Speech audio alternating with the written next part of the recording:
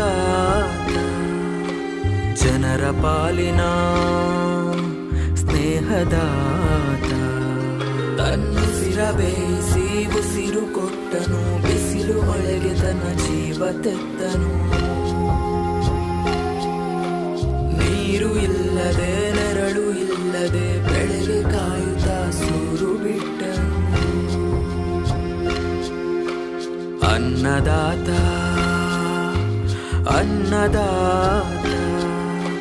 ನಮಗೆ ನೀವೇ ದೇವದೂತ ನಿಸ್ವಾರ್ಥ ಸೇವಿನಿ ಶ್ರಮದ ಯೋಗಿನಿ ಭೂಮಿ ಬಿತ್ತುವ ಮಹಾನ್ ಜ್ಞಾನಿನಿ